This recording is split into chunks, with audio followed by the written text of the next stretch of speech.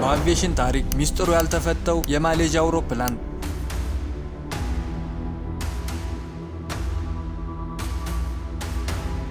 ጊዜው ማርች 8 2014 ከጧቱ 12 ሰዓት ከ25 ነበር። የማሌዥያ አየር መንገድ አውሮፕላን MH370 ከኳላላምፑር ዓለም አቀፍ የአውሮፕላን ማረፊያ ጉዞውን ወደ ቤጂንግ በማድረግ ለመነሳት ተዘጋጅቷል። በአውሮፕላኑ ውስጥ 227 ተሳፋሪዎችና 12 የበረራ ሰራተኞች ይገኛሉ። ይህ የማሌዥያ MH370 ተብሎ የተሰየመው አውሮፕላን በተለመደ አሰራርና መደበኛ በሆነ በረራ ቀጥ ብሎ ነበር ጉዞውን የጀመረው።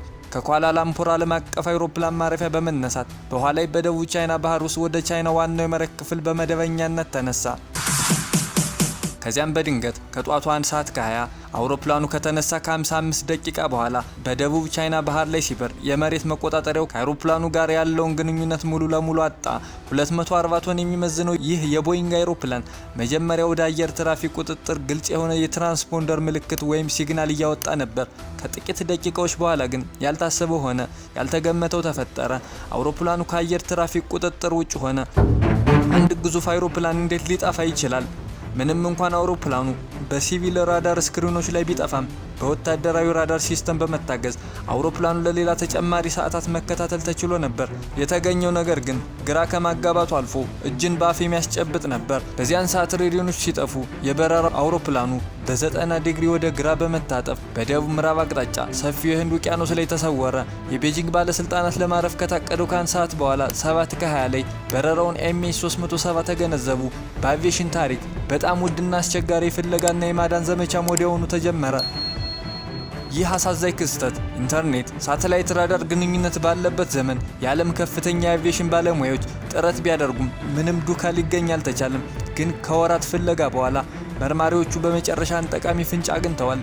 ቦይንግ የተካተተበት ይህ የፍለጋ ዘመቻ በኤካር ስርዓት በሳተላይት የሚደገፍ የጥገና ሪፖርት ቦይንግ አስቀድሞ ስርዓቱን አውሮፕላን ላይ ገጥሞ ስለነበር የጥገና መረጃን በአውሮፕላን ውስጥ ስላሉት ሞተሮች በየሰዓቱ ሪፖርት ያደርግ ነበር። በቦይንግ የኤካር ስርዓት የተገለጠው መረጃ ግን እጅግ አስደንጋጭ ነበር። አውሮፕላኑ በጭራሽ እንዳልተከሰከሰ፣ ለመጨረሻ ጊዜም በ90 ዲግሪ እንደታጠፈና መንገዱን ቀይሮ እንደበረረ ያሳያል።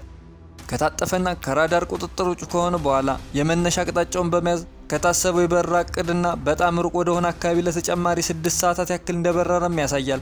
አውሮፕላኑ ወደ ተሳሳተ አቅጣጫ በሺዎች የሚቆጠሩ ኪሎሜትሮችን ከበረረ በኋላ ወደ ሩቅ የውቅያኖስ ክፍል ለማረፍ በማይቻልበት ቦታ ከነፈ። በዚህ መረጃ መሰረት የአቪዬሽን ባለሙያዎች በህንድ ውቅያኖስ ደቡባዊ ክፍል አውሮፕላኑ ነዳጅ ከጨረሰ በኋላ መከስከሱን ያምናሉ። መጀመሪያ ላይ በብዙ ሚዲያዎች ሲናፈስ የነበረው ሀሳብ አብራሪው ራሱን ለማጥፋት ሆን ብሎ ያደረገው ነው ተባለ። ነገር ግን እንደ እውነቱ ከሆነ አብራሪው ምንም አይነት ስሜታዊም ሆነ ራስን የማጥፋት አካላዊ ችግሮች አስተሳሰብ እንዳልነበረውና ከበረራ በፊት ምንም ያልተለመደ ባህሪ እንዳልነበረው ቤተሰቦቹ፣ ጓደኞቹና የሥራ ባልደረቦቹ ተናግረዋል። ይህ የማሌዥያ አውሮፕላን በ90 ዲግሪ ከታጠፈ በኋላ እስከ መጨረሻ ሰዓት ነዳጅ እስኪያልቅ ድረስ በመጓዝ ወደ ህንድ ውቅያኖስ ወድቋል የሚሉ ጽንሰ ሀሳቦች ነበሩ።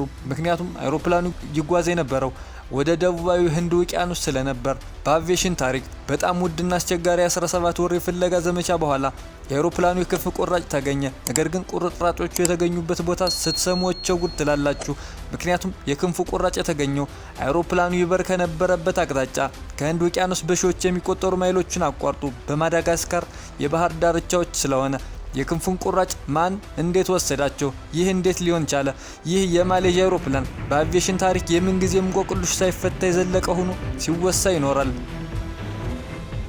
የነበረን ቆይታ ይህን ይመስላል። ለተጨማሪ ቪዲዮዎች ቻናላችን ሳብስክራይብ እና ላይክ ያድርጉ። እናመሰግናለን።